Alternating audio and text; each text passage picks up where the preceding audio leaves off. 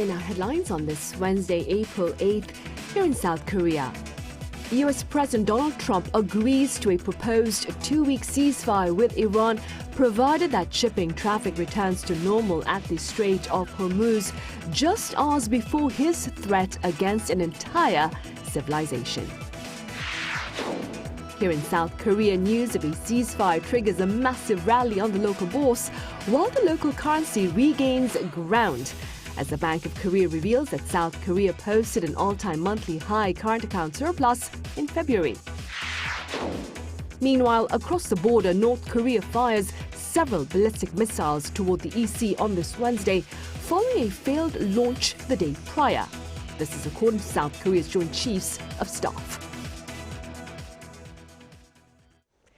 We start with news of a 2-week halt in military confrontation between the U.S. and Iran on the condition that Iran coordinates the safe passage of shipping traffic through the Strait of Hormuz. Our Chung Hae-rim has the latest. The immediate threat of war has been paused. Just hours after warning that a whole civilization will die, U.S. President Donald Trump announced a suspension of military strikes against Iran.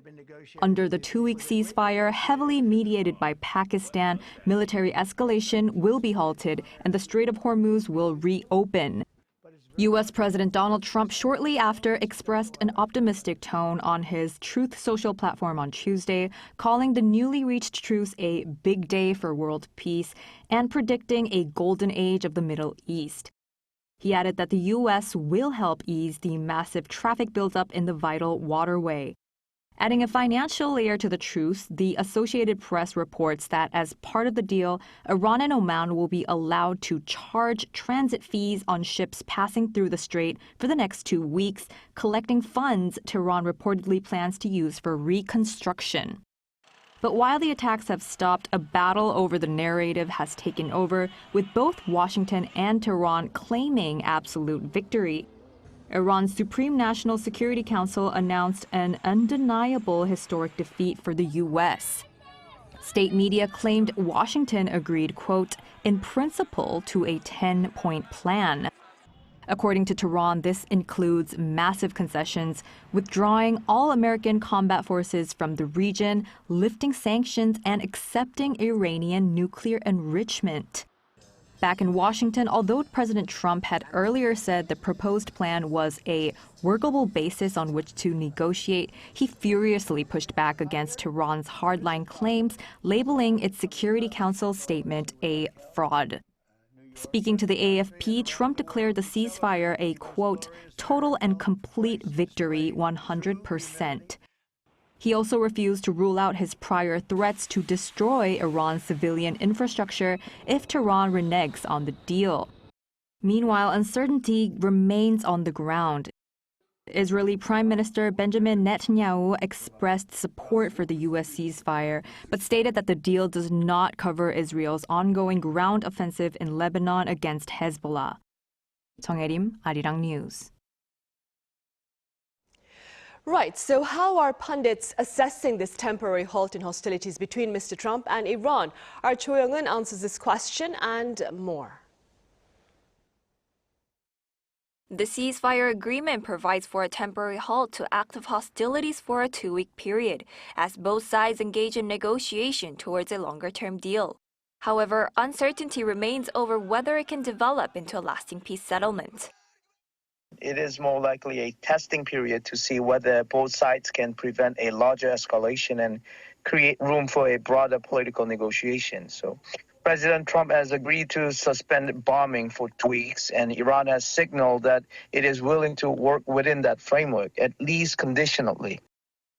The 2-week ceasefire plan also includes provisions that would allow Iran to impose fees on ships passing through the Strait of Hormuz, after weeks of restricting traffic along the key energy route. Given the strait's critical role in global energy flow, any move to formalize toll collection will likely face strong opposition not only from the United States, but also from other major global powers.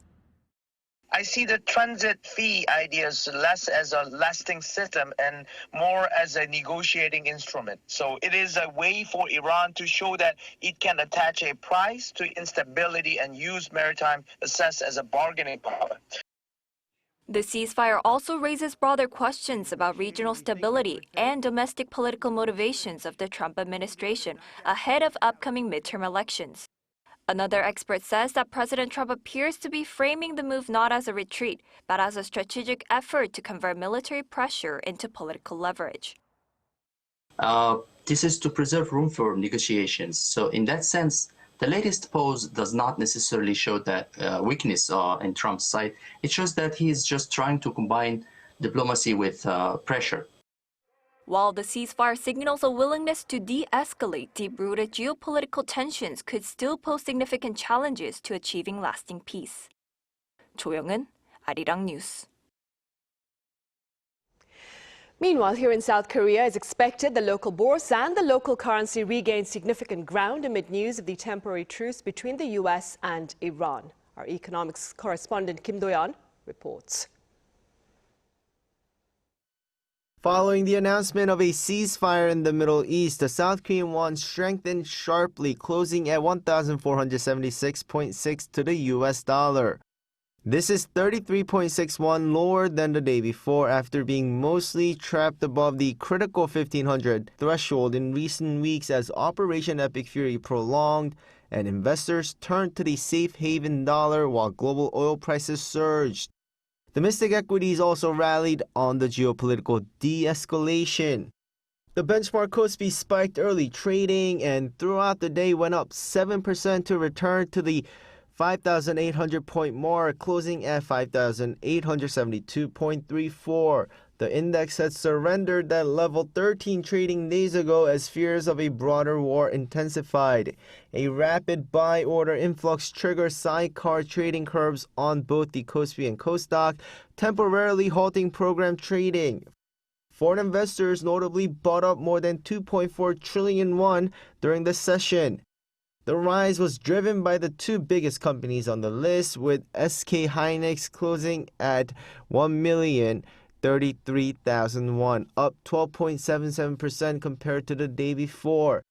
Samsung Electronics, the largest company by market cap, closed at 210,500 won, surging 7.12% from the previous session. This comes a day after the tech giant announced record-breaking profit for the first quarter. With earnings and future guidance already exceptionally strong, the resolution of this geopolitical risk has fueled expectations that the semiconductor sector can truly take off. This anticipation is contributing significantly to the surge in semiconductor stock prices today. Global energy markets raised their recent risk premiums immediately. Both West Texas Intermediate and Brent crude futures crashed by more than 14%, falling to the mid-$90 range. Oil prices have been trading heavily above the $100 threshold since April 2nd, driven by fears of major supply disruptions in the region. Kim Do-yeon, Arirang News. And South Korea's current account posted an all-time monthly high in February, driven by stellar exports of semiconductors. Our Ian Jin has the numbers. South Korea registered an all-time high current account surplus in February, driven by semiconductors and strong exports, continuing a streak of 34 consecutive months. According to data from the Bank of Korea released on Wednesday, the current account surplus totaled approximately 35 trillion won, or roughly $23.19 billion US dollars. This is a sharp increase from the $13.26 billion in January and surpasses the previous record of $18.7 billion set in December of last year. For February, the goods account recorded a $23.36 billion surplus, as exports increased by 29.9% compared to 1 year earlier to $70.37 billion, and imports increased by 4% to $47 billion on year.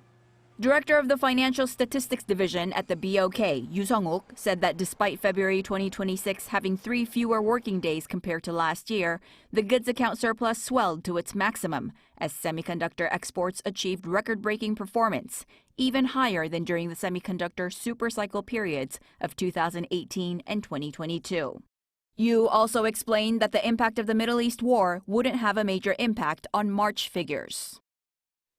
Despite the war in the Middle East, there were no major changes in the import trend of energy products based on the customs data for March. This is because of the shipping time lag for crude oil imports between the Middle East and South Korea. A substantial portion of the volume that arrived in March was contract quantities set before the war. He added that the spike on oil prices actually had the effect of increasing petroleum product exports by 50%. From April onwards, the rise in international oil prices may be reflected in imports, which would need to be monitored according to the results of ceasefire negotiations between the U.S. and Iran. Meanwhile, the services account posted a $1.86 billion deficit owing to deficits in the travel and manufacturing services accounts. The primary income account recorded a $2.48 billion surplus due to an increase in the income on equity, while the secondary income account recorded a $0.79 billion deficit. 이은진, Arirang News. In other news now, Seoul has put in place parking restrictions at public parking places as part of efforts to save energy. Our Lee Seung-jae explains. Seoul is introducing new parking restrictions as part of emergency energy-saving measures. Starting Wednesday, the city begins its 5-day rotational parking system across more than half of its public parking lots. Under the rule, drivers can only park on designated days based on the last digit of their license plate. Vehicles ending in 1 or 6 will be restricted on Mondays, 2 or 7 on Tuesdays, 3 or 8 on Wednesdays, 4 or 9 on Thursdays, and 5 or 0 on Fridays. The system will not apply on weekends or public holidays. The measure follows the government's decision to raise the National Oil Resource Security Alert to warning, prompting a series of nationwide emergency steps. Hybrid cars are also included, although hydrogen-powered vehicles are exempt. Additional exemptions apply to vehicles carrying people with disabilities, national merit recipients, pregnant women, those with kids attending preschool, as well as emergency and special purpose vehicles. Out of 124 public parking lots in Seoul, 75 will implement the system. The remaining locations are excluded due to local regulations or their proximity to traditional markets and residential areas. At the same time, stricter vehicle rotation rules are being introduced across the public sector. A nationwide odd-even system will apply to government employees and official vehicles, allowing operation only on matching calendar days. The policy affects around 11,000 public institutions, including government offices, regional authorities, and public schools. With fuel prices rising and tighter driving restrictions in place, more people are expected to turn to public transportation. I could manage driving when gas was around 1,801, but now it's over 2,000. I think I should start taking the subway. Companies are also considering applying stricter driving policies, as Samsung is also beginning its voluntary 5-day rotational system for its employees on Wednesday. Lee Seung-jae, Arirang News.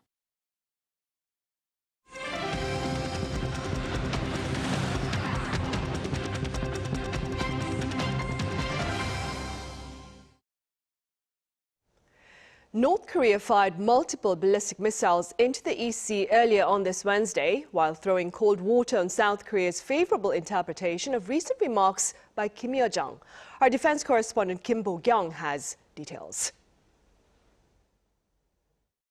North Korea launched yet another unidentified missile on Wednesday afternoon after having fired several in the morning.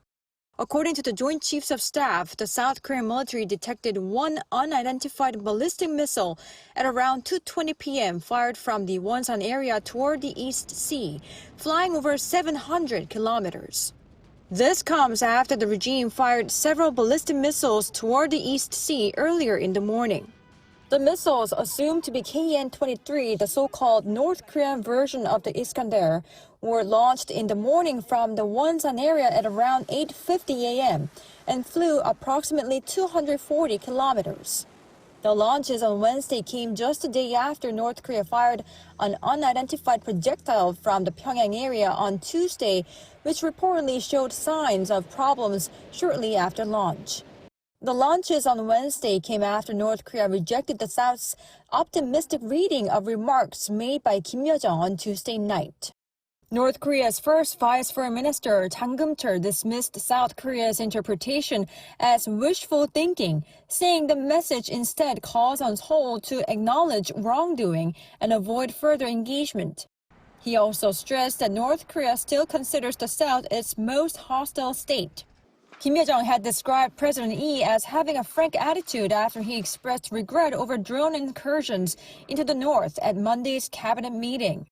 She said the North Korea's head of state assessed President Lee as having a frank and broad-minded attitude, while still warning that Seoul should stop what she called reckless provocations against the regime and refrain from any attempt at contact. An expert said such moves were to assert dominance when it comes to peninsula issues. North Korea appears to acknowledge President Lee Jae-myung's regrets superficially, while secretly advancing its missile capabilities. Coupled with the hostile tone in recent statements by Kim Yo-jong and Jang Kim-cheol, this reflects an attempt to assert dominance through action rather than words.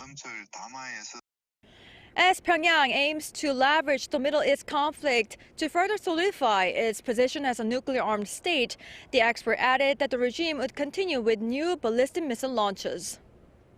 Meanwhile, in response to the regime's missile launches, Seoul's National Security Office held an emergency meeting in the morning, urging North Korea to halt the missile launches immediately, as they were provocative acts that violated UN Security Council resolutions.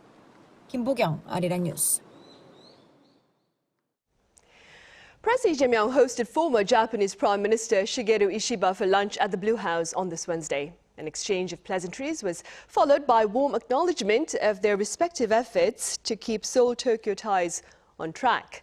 President Lee claimed that bilateral ties became more stable during the Ishiba administration, while the former Japanese leader said he was happy to see President Lee and current Japanese Prime Minister Sanai Takaichi maintaining the momentum.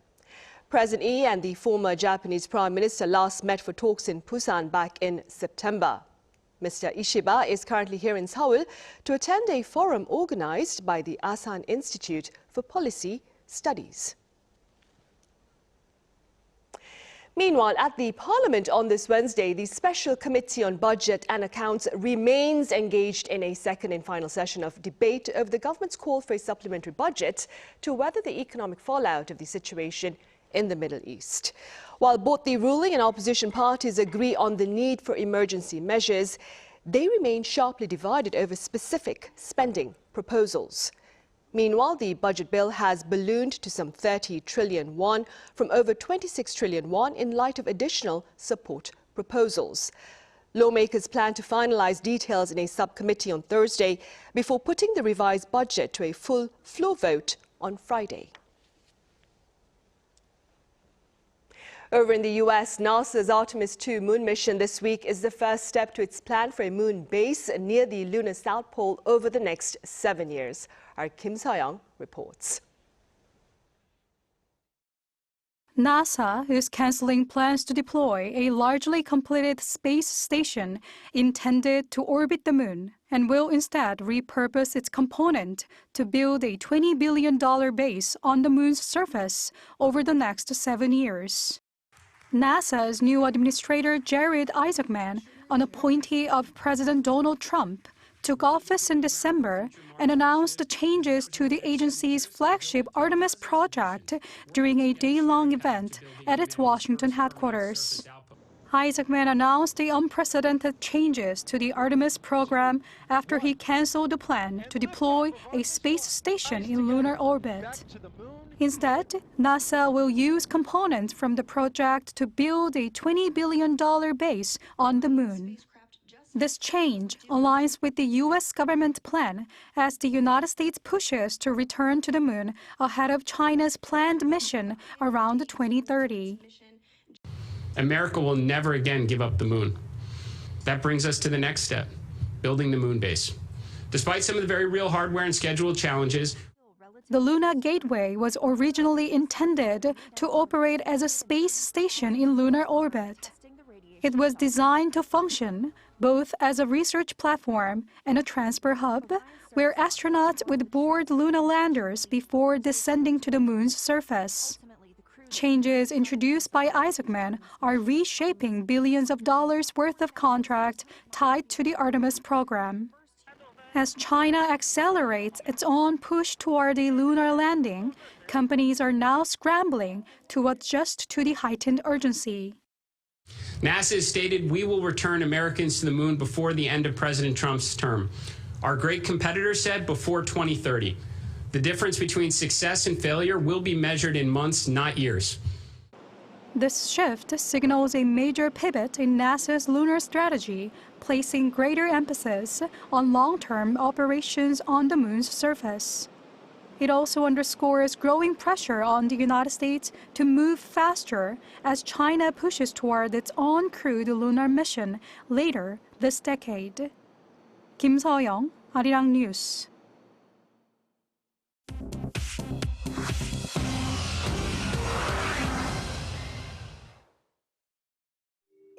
This is The World Now, bringing you everything you need to know from around the globe.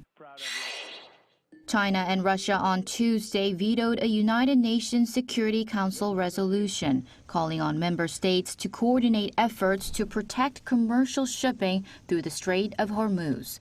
Moscow and Beijing argued that the measure unfairly targeted Iran.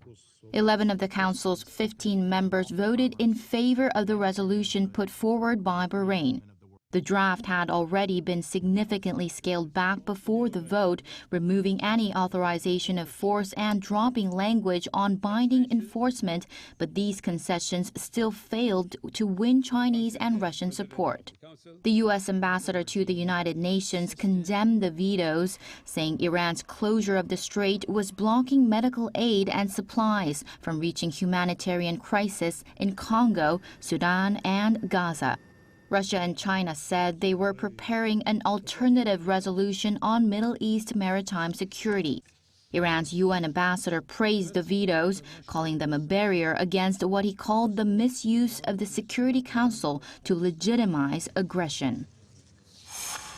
A gun battle with Turkish police outside the building housing Israel's consulate in Istanbul has left one attacker dead and 2 others wounded. Turkish authorities said the attackers, 2 of them brothers, arrived by car from the city of Izmit and carried automatic rifles and handguns. The exchange of gunfire on Tuesday lasted at least 10 minutes. 2 police officers sustained minor injuries. No Israeli staff were present at the consulate. Israeli diplomats had withdrawn from Turkey shortly after the Gaza war began in late 2023, amid large protests and a freeze in Turkish-Israeli diplomatic relations. Heavily armed police and armored vehicles have been stationed around the consulate since then. The Artemis II crew began their journey back to Earth on Tuesday after setting a new human spaceflight distance record during their journey around the far side of the moon. In a first for any crewed space mission to the moon, Artemis II made direct radio contact with crew members aboard the International Space Station. Artemis II's crew are targeting a splashdown off the coast of San Diego on Friday, wrapping up a nearly 10-day test flight that will set the stage for Artemis III next year and a crewed lunar landing attempt with Artemis IV in 2028. Chu Ji-hyun, Arirang News.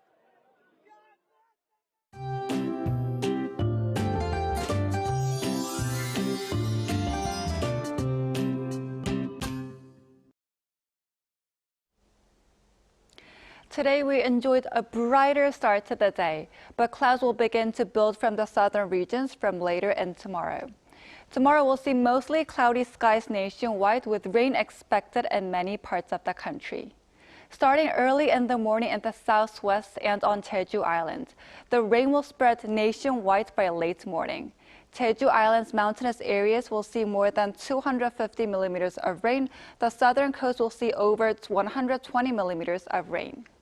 Up to 100 millimeters is expected in inland southern regions and around 50 millimeters in the Seoul metropolitan area. Tomorrow, Seoul will start the day at 5 degrees Celsius, Chuncheon at 3 degrees, Busan at 10 degrees. Then by the afternoon, Seoul will get up to 11 degrees, Chuncheon at 12 degrees, and Jeju will hit up to 20 degrees. This rain may come with strong winds and even thunder at times, although it's expected to ease off by Friday afternoon in most areas. Now here's a look at the weather around the world.